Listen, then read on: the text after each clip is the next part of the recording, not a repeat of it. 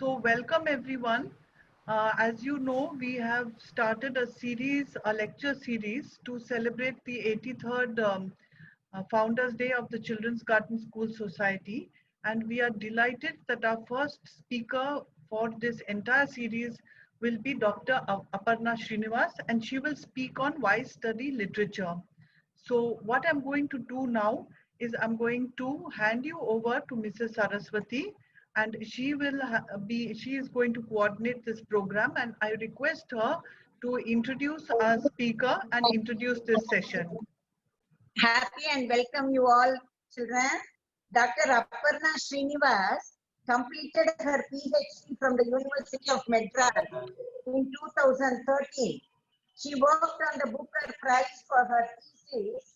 As a part of her research work, she consulted the Booker Prize Archives House at Oxford, University Oxford. She taught Sanskrit informally for many years and English literature at various colleges in Chennai. She is passionate about literature and about teaching. She is now runs her own venture called Emerald Dow Learning Center, where she provides a platform for faculty to give lectures to college learners from all over India. She is passionate about trekking, bird watching, and gardening. In this lecture, she will talk about the aspects of reading literature, and she will address questions such as why is it important to study literature and what are the career options available after studying literature. She will also try to place the study of literature within contemporary attitudes regarding the reading and learning of different subjects which seem to be unrelated to literature. So today's topic, why we have to study literature. Children, present day, we are all running for medicine, engineering and BCom courses. I think today's program will be an eye-opener to all our students to take literature and specialize on it. Let us listen to our doctor's lecture. Now, madam, our students are eagerly waiting to listen to you. Welcome, welcome. Thank you, Dr. Shanti, and thank you, Saraswati ma'am, for introducing me and giving me this opportunity to talk about one of my favorite subjects, which is literature, and talk about why literature is so important, and talk, most importantly, talk to my audience, which today I believe consists of students who are in high school. And you all, the students, the high school students, all of you are at a stage where you have to decide what you want to study further. And being in this pandemic and situation, this COVID situation, one of the sectors or the areas that has been very deeply affected has been education. And you all know it. There's nothing new that I'm telling you, that the physical space that you went to and you called school and you met your teachers, that is not available temporarily. You definitely will go back, but for now we are all on this online space, and we meet each other through the screen, through technology, through our phones. And so that is what the situation is today. And you will have to make decisions about your own future studying, learning, career paths and choices. So this is one of the options to take further in your studying, which will lead you to a very fulfilling career. And nowadays, um, uh, uh, rather than engineering and medicine, it is the humanities, be it like sociology, economics or literature, which are going to be much sought after, and those are the skills which are going to be required more and more in the coming years. Uh, So with that, I will start sharing my screen. And the aim of this lecture, of course, is to try to understand why studying literature is so important for all of us at any stage. It could be school, it could be college, it could be like me, like as an adult. At any stage, literature is extremely important to engage with, to understand, and to read. And so I will just now start my slideshow. I'll start sharing my screen. Okay, so my lecture today is titled Why Literature? And so the first question is that occurs to all of us is, what is literature? The more broad-based definition of literature is literature refers to a body of writing on any particular subject.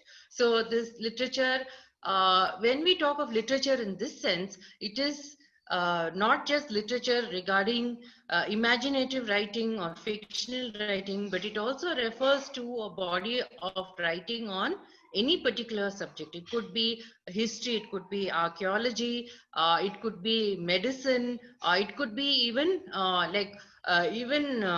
to use a computer.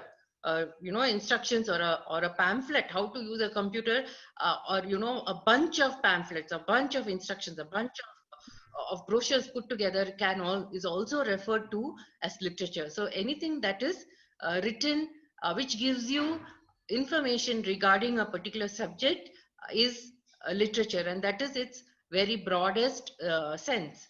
Literature is not just written oral stories, oral narratives, oral songs, music, and sometimes the music is accompanied by dance.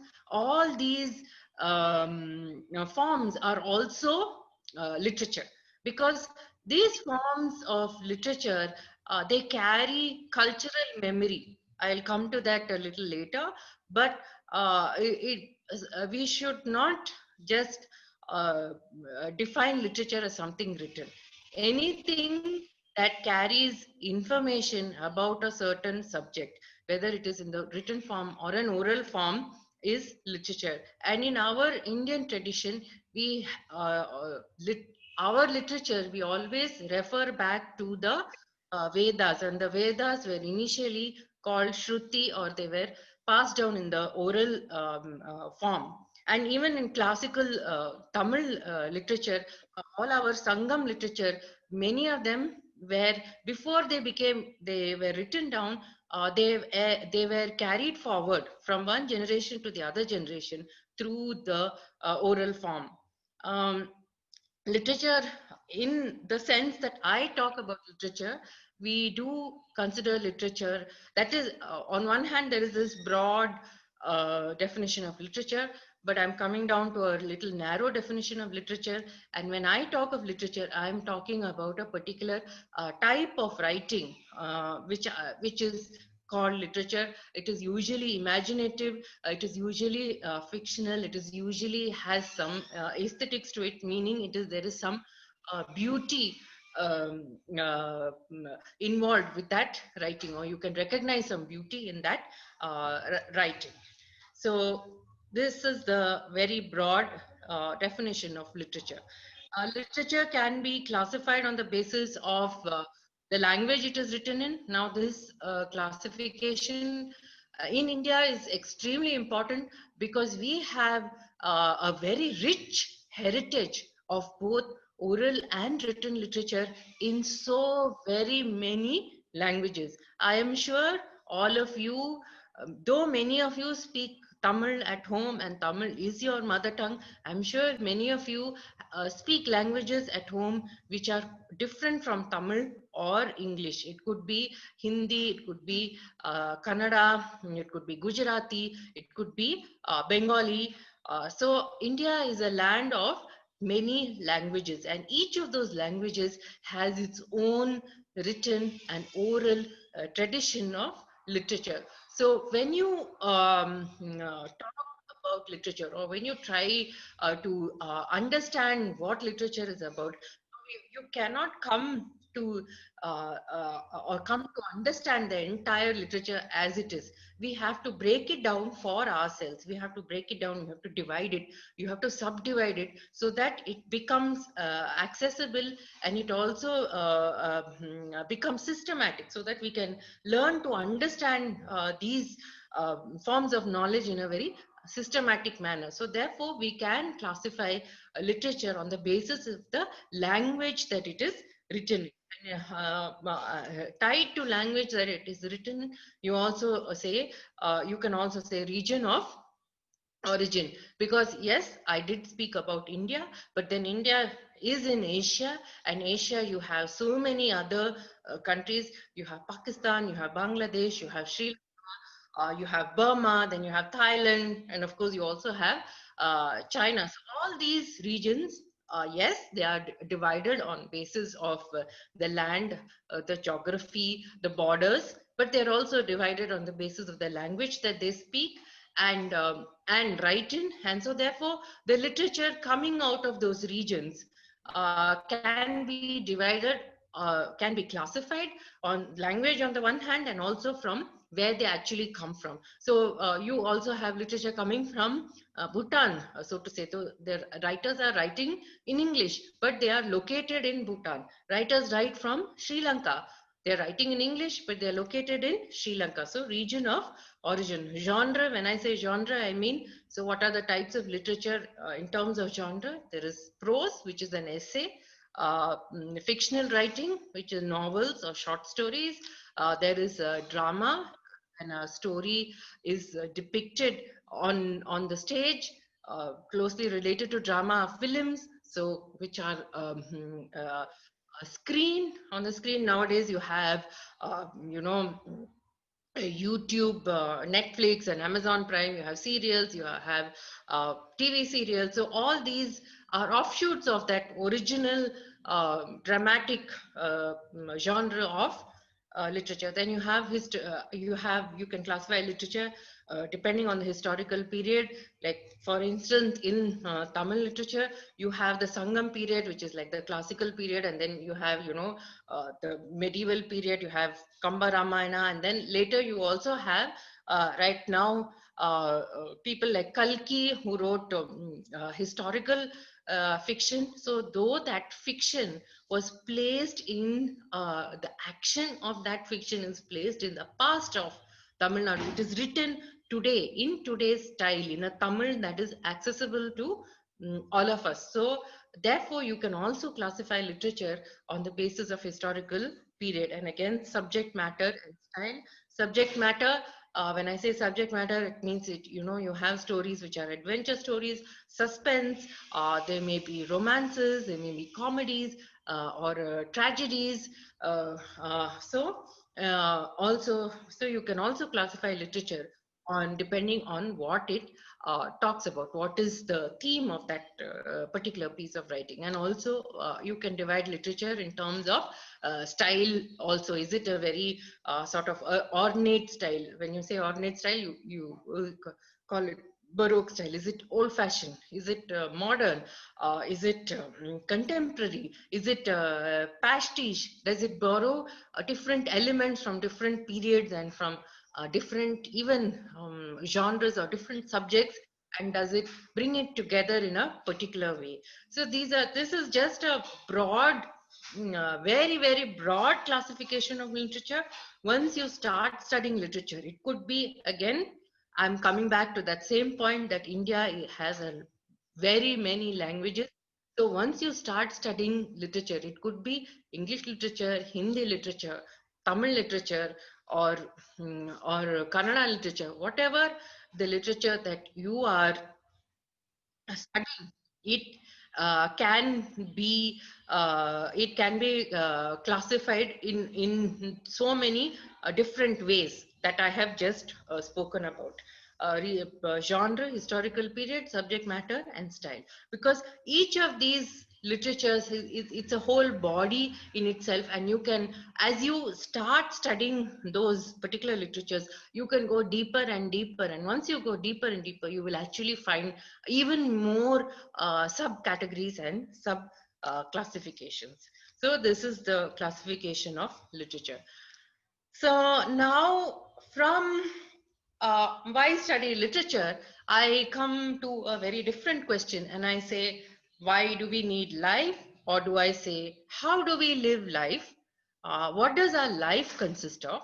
What do we do every day? Uh, uh, we live in our families. Most of us live in our families, or if we don't live in a family, we live, maybe in the hostel.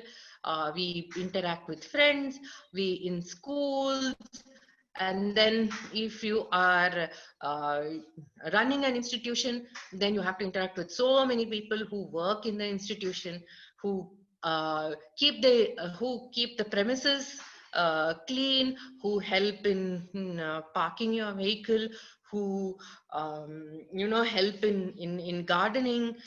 There are people who procure things to run your house, groceries, the vegetable seller.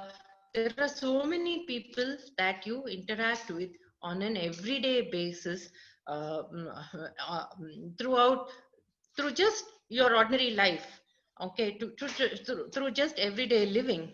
And then what do you do in that life? You are learning, you are thinking, you are talking, you are watching TV, you are watching a movie, you are reading, you are playing a sport, or you are having an adventure, or maybe sometimes some certain incidents happen in our lives. People meet with accidents, or sometimes where people die, people have diseases. There are so many things that happen every day in our lives. That is how we live our lives. So some people have money, some people have a lavish lifestyle, some people have a very ascetic lifestyle, some people lose very dear people to them, and still they have to go on with their life. So all these things are all part of life. So this is on an individual level, the kind of people that we uh, meet with every day at a personal level.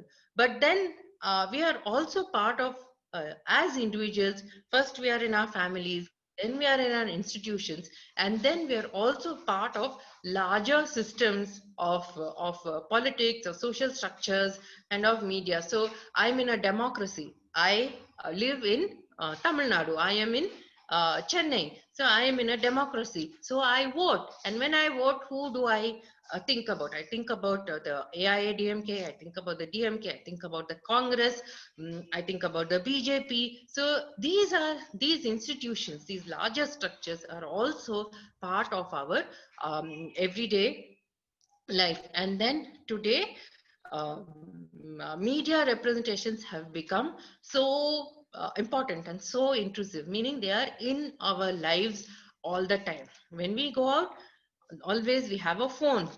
School is through a phone. Uh, then the teacher gives us assignment, it's on a phone or it's on a laptop. So therefore, we have to also interact with technology in many different ways. And what else do we do? And as we live our lives every day, we are also building memories.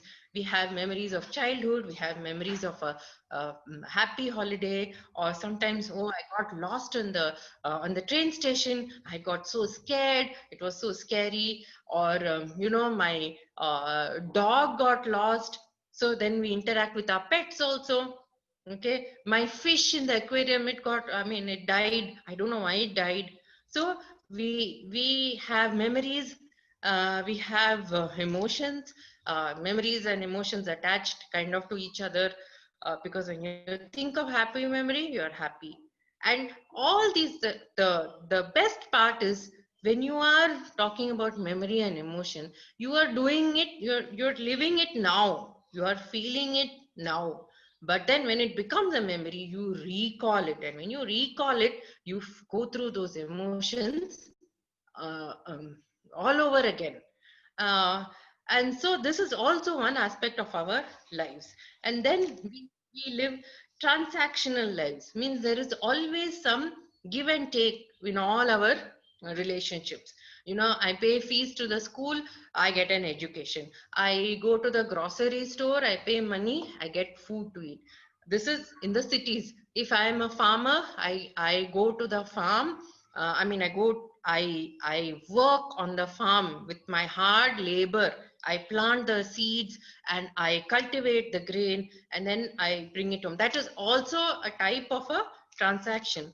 And so when a farmer goes to the land and goes to the earth and plants his seeds there, he is interacting with he's interacting with his environment, with the space in which he is in, with the earth, with the water, with sun, with so many other things. So we are not only surrounded by people, but we are also surrounded by these elements, which are earth, fire, air, and space. And we have to live our lives through this continuum, through this sort of paradigm, through this system.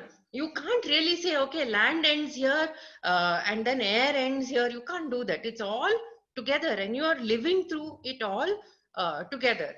And how do we live our life? We live it through our actions. And how do we perform our actions? We perform our actions based on our senses. I see rain falling, and so therefore I take an umbrella and I go out into the rain. Oh, there's a fire there, I shouldn't put my hand in that fire because I know from previous experience my hand will get burnt. So these are knowledges that through out of experience that the brain keeps in itself and then brings out at the appropriate time for you to act in a certain way at a certain time. So we live in all these elements, so to say, and then we also interact with inanimate objects. We sit on chairs, we wear clothes, then we wear jewelry, then we eat medicines, so we interact with chemicals. Then we need pesticides to keep our grain safe, so we use chemicals. Then you have gases. Our LPG gas is a gas. And then you have also microbes, or you have microscopic beings, which some are good. The good ones convert milk to curd, and then you also have the yeast that makes the bread. So, and some of those microbes are good. Some microbes cause infections in our body. Then we take medicines and we feel better. So these are all these things that we are living with every day, not just people, with animals, with microscopic beings, with things we don't see. We build our homes on soil, but then in that soil there are also snakes. We don't see those snakes, but they do live there. Snakes, insects are there in leaves, caterpillars are there, moths are there, butterflies are there. There are so many creatures in soil. You just take a handful of soil, and if you look through like a magnifying glass or even a microscope, you will see so much life in that one handful of mud. So these are all the things that our life, we may be human beings, but our life as a human being comes to be only because we interact with all these different aspects or different worlds that surround us in our everyday living. And so we also, because I'm talking about literature, and literature has to do with a sense of beauty and with some art. So we also live with beauty, with art, with music, with dance, with perfumes. All the flowers smell so beautiful, and we are able to enjoy that smell. It goes into our noses and it gives us a sense of happiness. Equally, we also live with ugliness. Today, in all the big cities, there are so many huge hoardings everywhere. There are posters of political people. You know, they have no sense of right or wrong. They just stick it anywhere, and the whole road or the wall looks so ugly. Then we have noise. I don't have to talk to you about noise. We have traffic all the time, and this, it disturbs us. And we also have, when the roads are not cleaned or the drains are full, we also get a lot of bad odor. So life is a mix of good and bad things. And how, what are these good and bad things? It comes out of our interaction with all these different types of systems, whether it is human or animal or natural or object or elemental or chemical, whatever it is. There are so many different levels at which our human life interacts with the world around us. um, so so that is life. Yes. So then how the question comes, how do you understand this life? This life is so complex. Okay, I am an individual person. I live in my family. I meet my family members. I go to school. I meet another set of people. I go to play cricket. I meet another set of people. I participate in a cultural competition. I meet so many another a set of people. Then I volunteer to teach in let's say in a corporation school. So I go and I meet another set of people and another set of children. But then I, as a person, there, in my entire life, maybe these days people are living longer and longer, so maybe till they are 75, 80, whatever. In their entire life, there are only so many people that they will come in contact with. However long you live, however many types of different activities you do, there's only a limited number of people that you can come um, in contact with as me, as an individual. And there's only so many experiences I can experience. Like, I am here, but I don't know what it is to climb the Mount Everest, or I don't know what it is to become like a physicist, or I don't know what it is to do deep sea diving, or I don't know what it is to go like on a sailboat and like sail to Africa. I don't know. From my own immediate surroundings or my immediate interactions, I cannot come to know all these things because it is beyond my immediate experience. So how do I then understand life?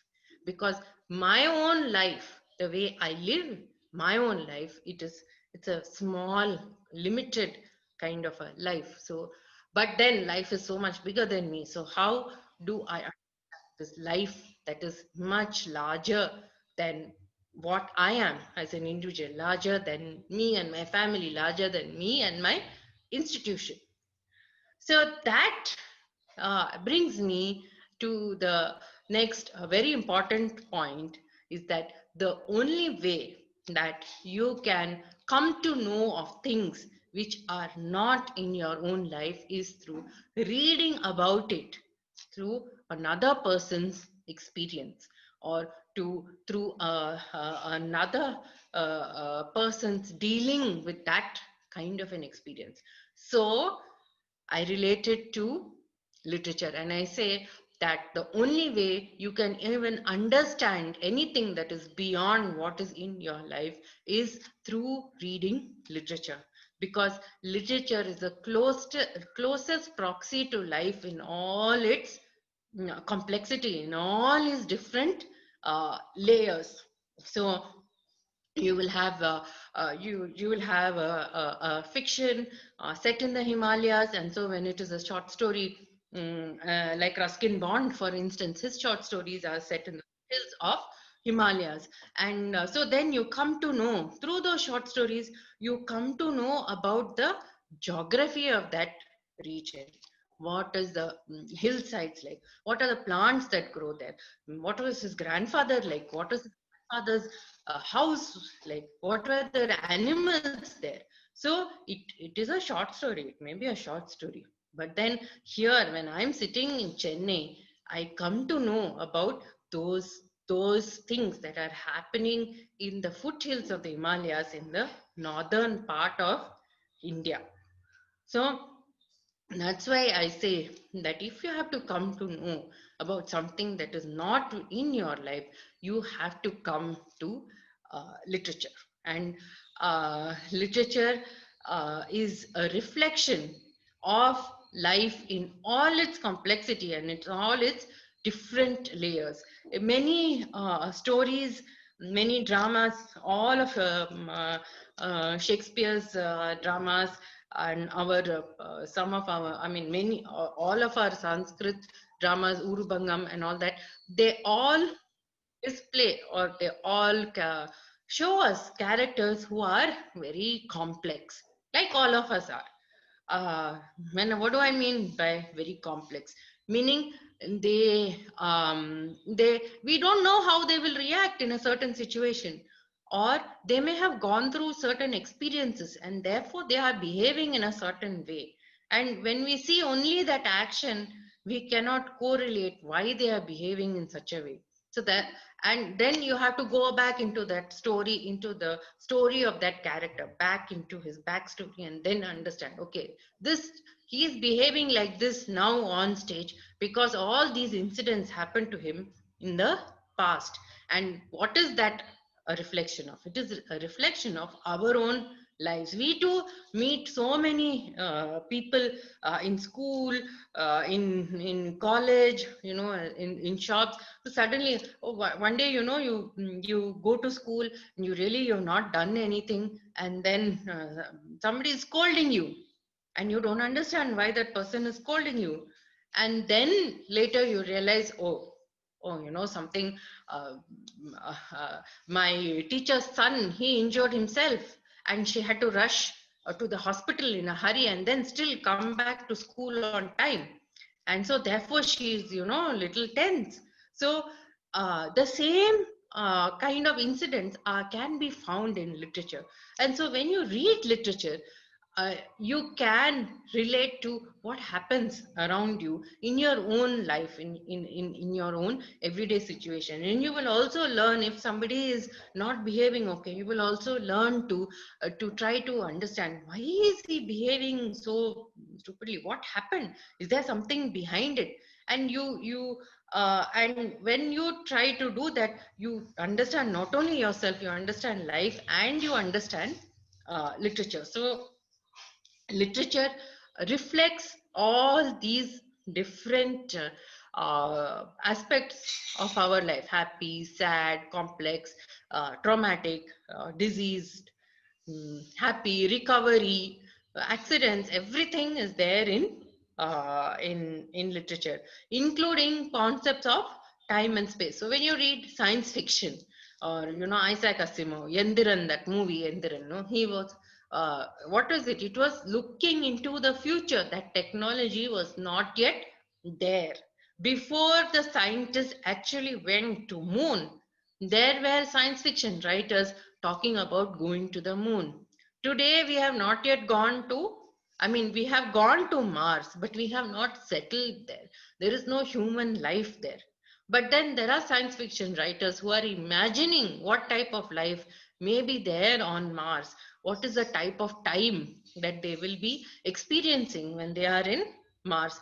Because I'm sure some of you are science students and you do understand that there is a correlationship between time and space. So the time on Mars is quite different from the time we experience here on Earth. So all these, you can find all these things in different types of literature. Yes, we also talk about different materials, because literature will tell you about the clothes, for instance, that Queen Victoria wore, or some satin gown, or you know, a person's shoes, heels, or maybe, you know, the diamond earrings. Or of course, the most important symbol is diamond ring. You know, when all our Western movies, when romantic romances, they'll always have a diamond ring. The man will always give his fiancée a diamond ring. So these are also, we also learn about the significance of different materials through literature. And another aspect of literature is that now when I live my life, I understand my life only through my eyes, or through what I think is important in my life. And we are not able to see certain things from a different perspectives. Like for instance, when I enter a building, there are 3 steps to enter that building. Now I am able-bodied, so I can just walk up those steps. I don't, and it's only 3 steps. So I just walk up and I don't even think about it. I just walk up those steps. I walk into my classroom. I walk and I get water for myself. I drink the water. All that I'm able to do, and I don't even think that there is something miraculous about what I'm doing, or whether it is difficult for somebody else. It may be easy for me, but it may be difficult for somebody else. But then you just imagine that there is this person or child who is wheelchair bound. How is he going to negotiate those 3 steps? How is he going to enter his classroom? How is he going to reach for water? Does somebody have to be there with him all the time? Is it possible for him to be independent? So that the difficulty of the child sitting in a wheelchair and trying to climb up those 3 steps, that you get through literature and through movies. Nowadays, literature also encompasses these types of media, the movies that you see on the internet, on the TV, in theaters, all these on, even Facebook posts, they've all come to be different aspects of literature. So literature, when literature will give you the perspective of that child in the wheelchair, and through his eyes you will see that those 3 steps are like Mount Everest for him. They are as difficult and as tough to negotiate as Mount Everest. And that is the power of literature, to help you to see things which are not just in your own perspective or in your own view. There are many stories by James Herriot, Roald Dahl, M.K. Krishnan, all of them. They talk about this world through the eyes of animals. So just imagine that you are a woodpecker, and there are these 2 coconut trees in this particular place, and you come there every day, and talk, and you dig up the insects and you eat it. And your life routine is that, okay, at this time at 5:15 in the morning, I'm a woodpecker. Okay, at 5:15 in the morning, I'm going to fly through to this coconut tree, and I know that in this, on this piece of bark, or in this on that tree, let's say on that coconut tree, I am going to find a few insects for me to eat. But then one day what happens? That house owner, he cuts down the coconut tree is not there. Then what happens to this woodpecker? It comes there, but there's no coconut tree. And so how do you understand that whole situation? Now I'm the house owner, okay, I just cut the coconut tree, I don't care, I don't know woodpecker comes there, I don't know that the woodpecker is going to eat insects, or the woodpecker has to what is the insect? The insect is food, like how we have breakfast, lunch and dinner. Like that, the insect is some breakfast for that woodpecker. And I'm the house owner, I just cut it, I don't care about these things. But when you read literature, you will understand that that coconut tree was important. Through the eyes of the woodpecker, you will know that that coconut tree was important life of that woodpecker, because it was a source of food. And then the woodpecker is confused. Okay, this coconut tree is not there. Where should I go? Is there a different tree? Are there crows in that tree? Or is there like a shikra or an eagle's nest in that tree? Is it safe for me to go there and eat? So these kind of perspectives can be brought to you only through literature. It gives you a different point of view. How this same my own whole world, how is it seen from different eyes? For me, it may be very easy, very happy, but for a person coming from a different kind of a situation, it may not be easy. It may be something really, really difficult. It may be even something really sad. And for us to be able to understand that that the same atmosphere or the same situation can mean different things to different people, we get that perspective only through literature. So literature covers all these things at an individual level, but it also covers these larger structures, economic, political, and social systems. When you read Shakespeare's plays, you get a very good idea of the type of social system that existed in the time of Queen Elizabeth in England at that time. Who were the nobles? What clothes did the nobles wear? What did the people, who were the people in the bars? What did they wear? What was the language of the people in the bars? What was the language of the farmers? How did they live their lives? All these things, you get almost a panoramic view of all these things through reading Shakespeare. What I'm trying to say is, yes, you can go and read a political work, a book from political science, or you can go and read a book from sociology, and it will tell you, okay, the social system in England consisted of a class system. There were the nobles. The nobles lived in large manor houses. They had lot of servants. The head of the servants was called a butler. That is one way of reading it.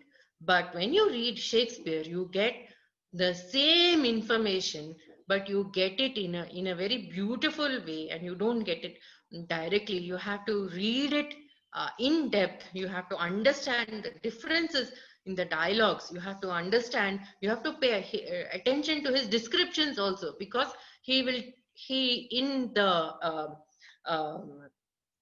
instructions for the actors, there is usually a description about their clothes and their shoes, and so from that we come to understand what they wore and how they looked on stage, what was the music, all these things. So it, from one drama or one piece of work, you come to know so many different aspects of that particular society.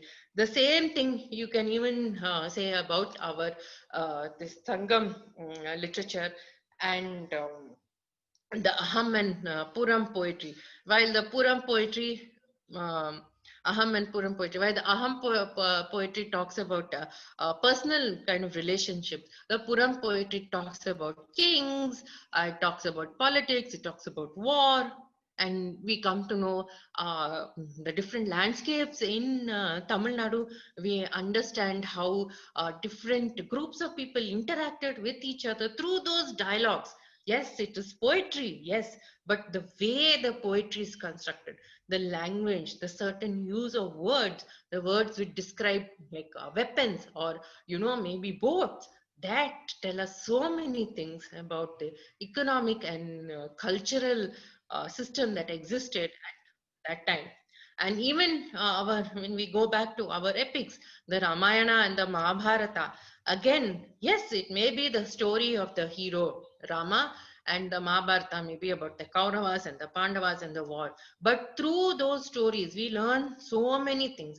Rama came down up to Sri Lanka, and then so there's a very beautiful description about Dandakaranya, Kishkinda, about the end of the peninsula, Cape Comorin, and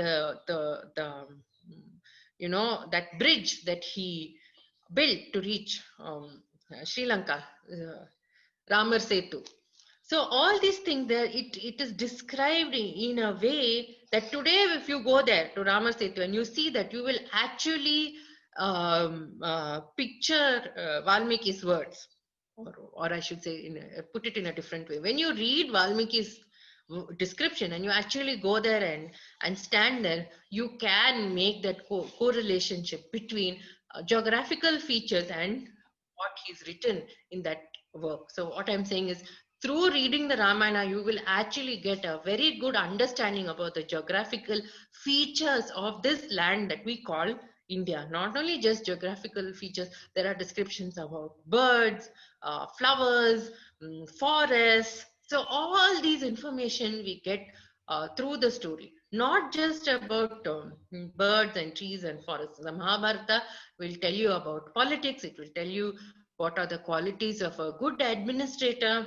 It will tell you what is good for society at large. It will talks to you about warfare, about strategy. So all these things. Now you don't have to. Yeah, there are books on war strategy and what anti-aircraft guns and all those things. Yes, you can read all that. But then when you read literature, you come to know all these things all in one go. Yes, it's not easy to read these things. You have to pay attention to the detail. You have to pay attention to the language that the writer is writing in. But if you do that, then you learn in one story, in one single piece. You learn so many things all together at the same time. You not only learn about the mental state, emotion, memory of the individuals, of the living beings, of the relationships of the characters within that story, but you also understand the system in which they are living, the political, the economic, the geographical, the ecological, all these things you come to know through reading literature. So in a sense, I say that we learn about ourselves through reading literature. When we read literature, we are reading about ourselves. So literature is the closest thing that you have to life. And to be a teacher of literature is not easy. It is very difficult to be a teacher of literature, because when you teach literature, you have to know a little bit about economics, history, archaeology, sociology, political science, psychology, and of course language itself. You have to learn to understand the language and the kinds of meanings the language holds. So literature is not an easy kind of option to learn and study. It is very complex, because it is the reflection, the closest reflection to life that you will have. And if life is complex to understand, then literature also can be complex to understand. But then there is one thing, one advantage that literature has over life. Literature is a place where you can learn about right and wrong, about justice and injustice, and you can learn about why certain things are okay to do, why certain things are not okay to do. And you can learn it in a way where there are no repercussions in your own life. When you do perform a certain action, there may be some result to that action, which may be good or bad to your own life. Okay, and then when that happens, it is in your own life, it is very difficult to correct it. But when you learn all these things in literature, it is that playground in where you can learn to do certain things in a certain way, or not do certain things in a certain way, how to behave in a certain way, how not to behave in a certain way. Because literature is also, if literature is full of heroes and heroines, literature is also full of villains. There are always uh, what is that, Cruella de Vil, 101 Dalmatians. Life is full of Cruella de Vils who always want to put a spoke in our lives, who give us bad ideas, who who are jealous of us, who don't want to help us. And so literature gives us a place where we can understand that there are these types of people also exist, and they do not mean good for us. And then it is a place where you can understand that these kind of people, I should not deal with these kind of people, and this is what they are trying to do to me, and I should behave in a different way so that their influence on me is a little less. So literature is that place where you can experiment with different types of characters, different types of behaviors, and try and see what the outcome is in that fictional setting. Okay, so like I said, literature is not easy. Reading literature will help you in logical thinking, because every piece of literature has a beginning and a middle and an end, and one incident has to lead to the other incident. And when you understand that progression of incidents, your logical thinking immediately becomes strengthened. Now, literature, uh, reading and writing literature depends on alphabets, on sounds. So there is a written word, we read it in our mind, there's a certain sound to it. It is involved with a certain concept, and so when we read and write, we're also thinking about that concept. So in this whole process of reading and understanding concepts through the written word and through the sound of that oral aspect of the word, it's known as encoding and decoding. So certain information is encoded, and through our brains and our ability to read literature, we decode it. So that is one aspect of literature, or one aspect of knowledge. Very closely related to this is, of course, all our numbers and maths. They are also a science system. They also refer to certain concepts, and they also mean certain things. And if maths is logical in a certain way, literature is also logical in its own way, maybe different, but then the thing that is common to both is logic. You have to be logical to understand both maths and literature. In fact, when you have word problems in maths, the word problems are in the language, in English language. And I'm saying English language, but it could be Tamil, it could be Hindi. And so you have to understand that those words very, very carefully for you to be able to solve that maths problem. So what I'm saying is, language is the base through which we understand all these subjects. It could be maths. What happens in science, or the laws of Newton, or Einstein's conservation of energy, all these things, how do we learn it? We learn it only through language. We only learn it through words, and then we may apply those concepts. Those concepts are described only through words, but we may apply those concepts in our problem solving, in our exams, when we solve problems, or when we in our science projects, when we try to make a electric powered car, or some machine, or uh, or anything else for that matter.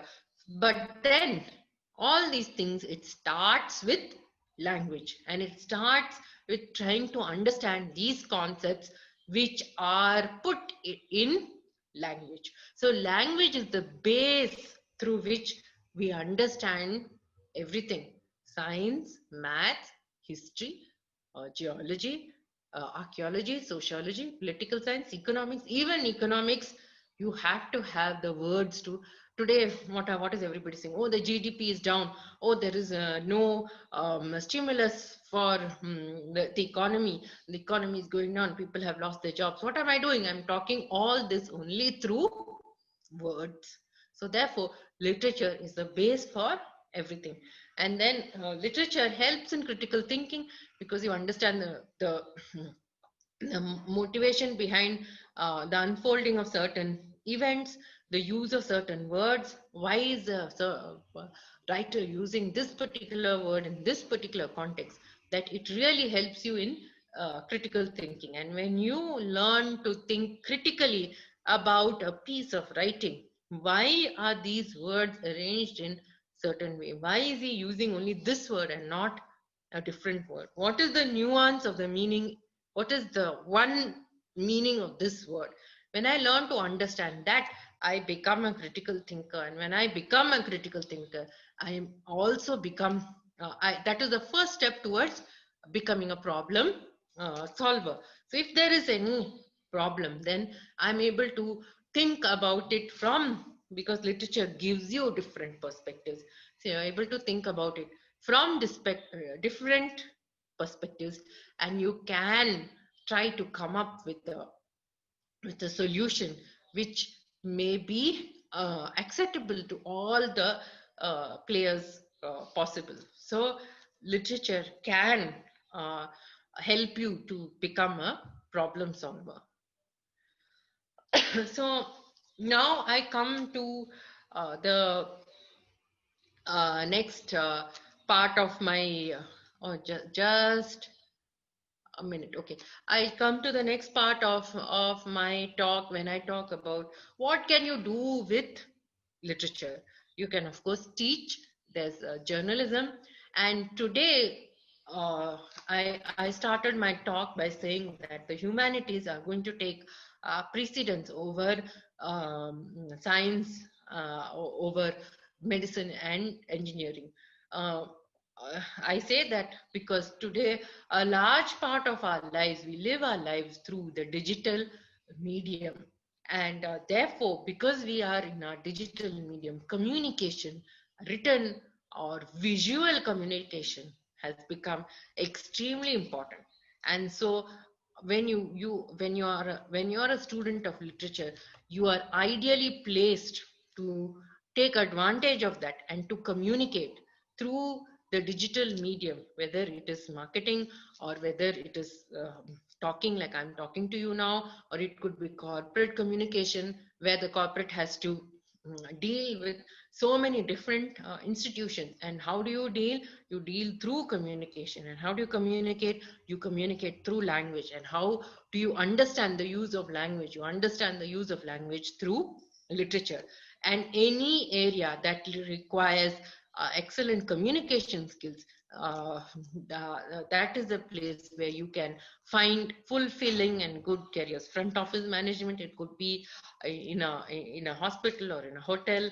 And today content writing has become quite popular because there are serials on the internet. There's content on FB and Facebook. There are people bringing out e-magazines, and so they require people to write their pieces for them, to bring their words together in a particular logical way. So content writing uh, is one of the careers. Of course, you also have advertising as a career, where you make again, now of course we don't have the traditional modes of advertising as in the TV and the newspaper and all that, because of the COVID situation. But then advertising on the internet has become very, very important. So when you see a YouTube video clip, what do you have? You have an advertisement in the beginning of it, you have an advertisement in the end of it.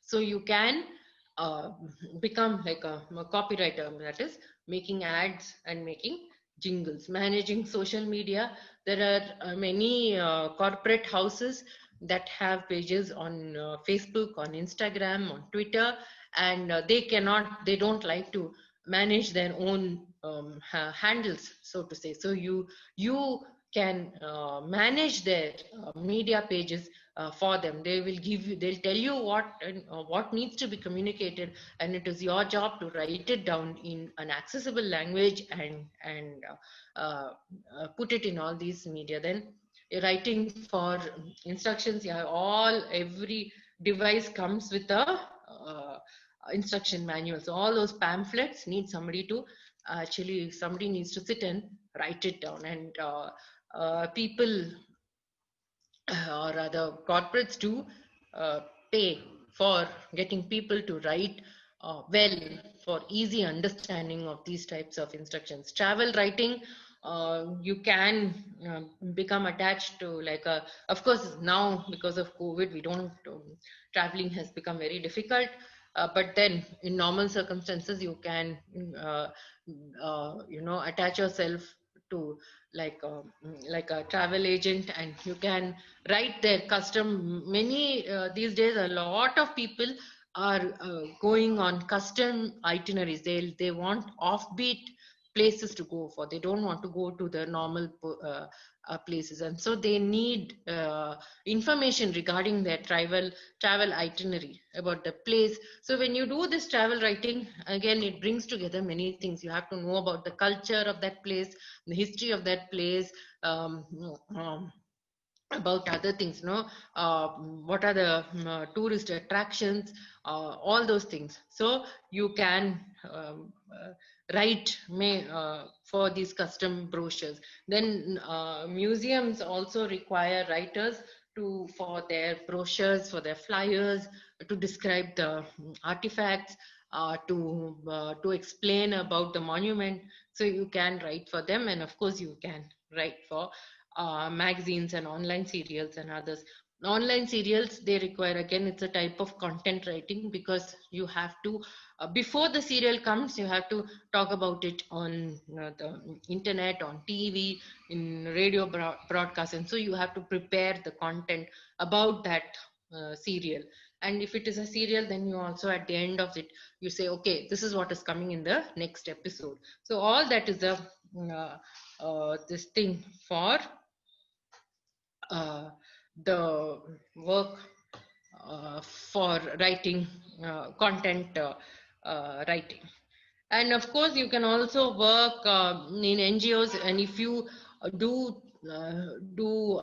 you may have to take some more specialization, like in human resources or in social work, and you can work for NGOs. So any sort of position in which requires a lot of communication, which requires working with language in different ways, is open for somebody who has studied literature.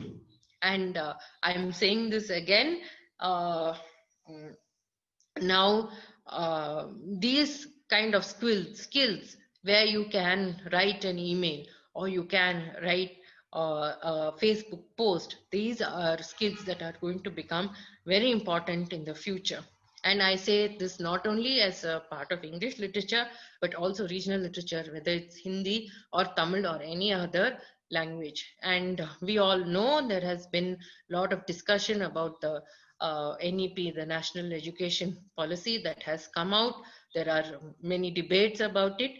But one of the things about the National Education Policy is its emphasis on the regional languages, or the local languages, or the mother tongue. And they are also saying that textbooks, especially college engineering and medicine textbooks, are going to be translated into the regional languages. So if you have, that works on battery. Hello? Yeah, it's clear. It's clear. Yeah. So if you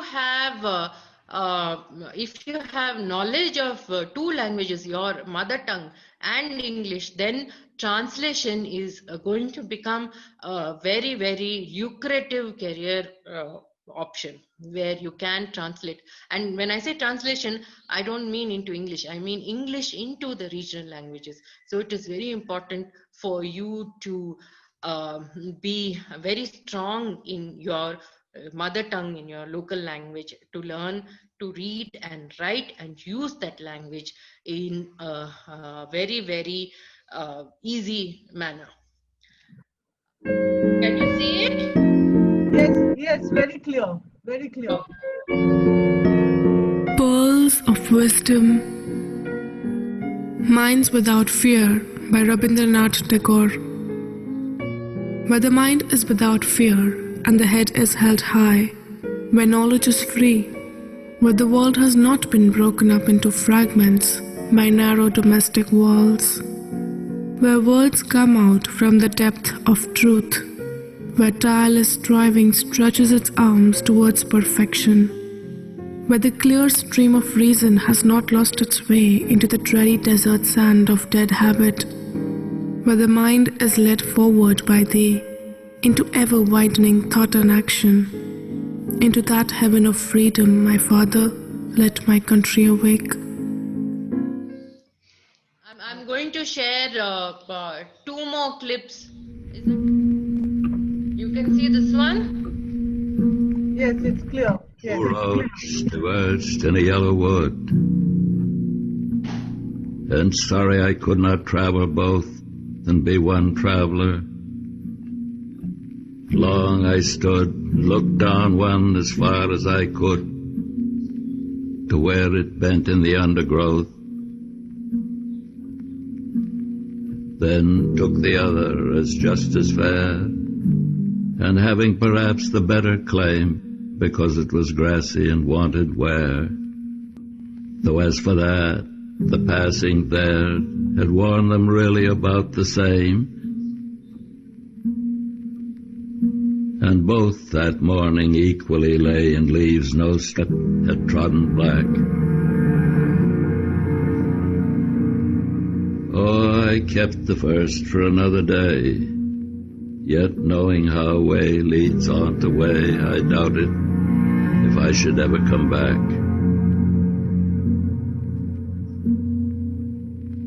I shall be telling this with a sigh somewhere ages and ages hence. 2 roads diverged in a wood, and I took the one less traveled by, and that has made all the difference.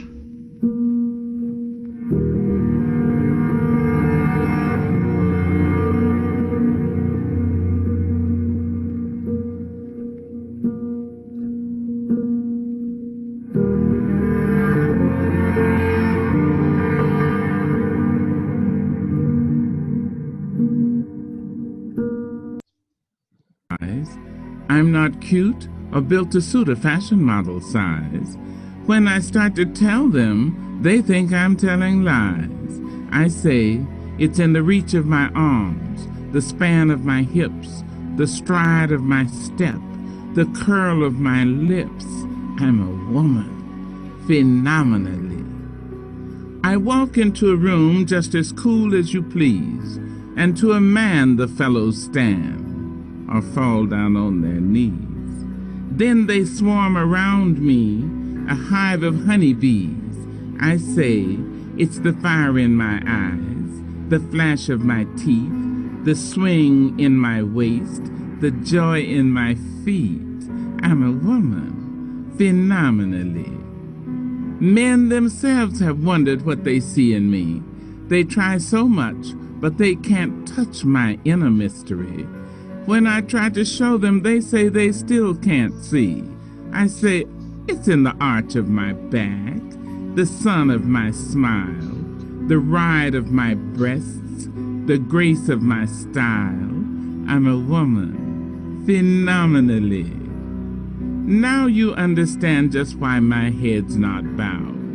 I don't shout or jump about or have to talk real loud. When you see me passing, it ought to make you proud.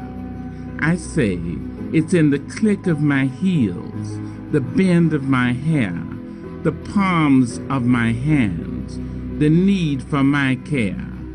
Because I'm a woman, phenomenally, phenomenal woman, all you women and me.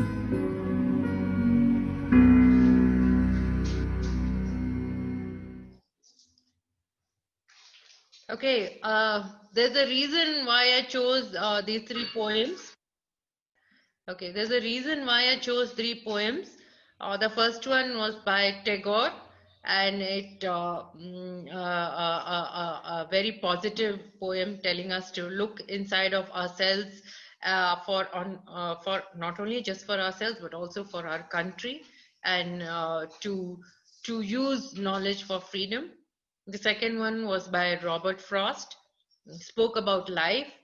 I thought it was very apt for all the school children, because you make choices and you live with that choice, and you there is no time for regret. One choice leads to another choice, and you do not look back and say, oh, I should have done this, I should have done that.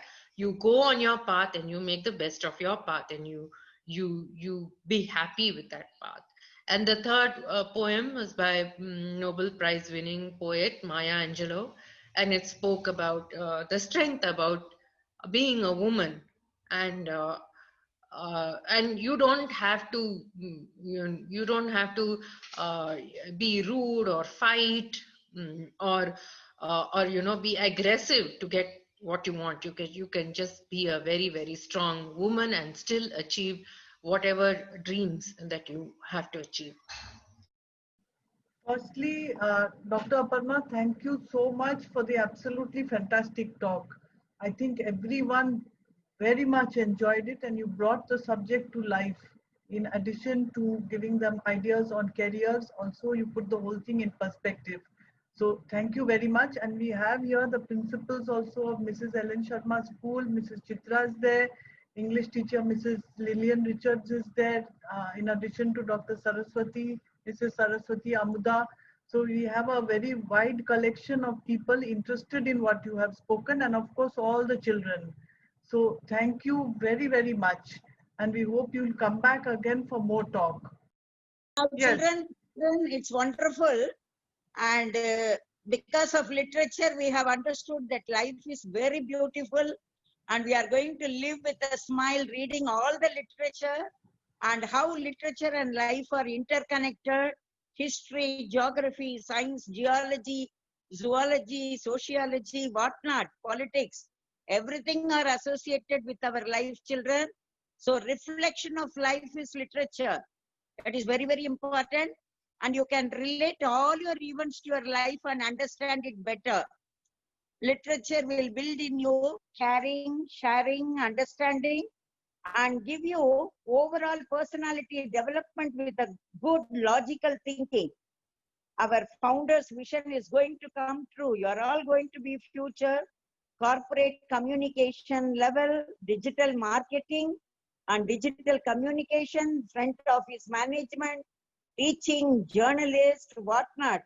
So our Mrs. Shanti Papu will have most of us in her work.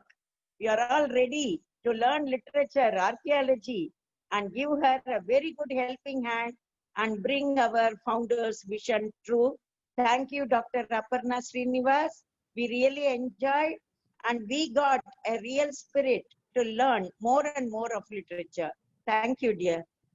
Thank you, Aparna. It was really wonderful, and especially it was very special for us because this is the first of the lecture series that we are organizing, and we are so happy that we could begin with your wonderful talk. Thank you, everyone, and goodbye. Stay safe.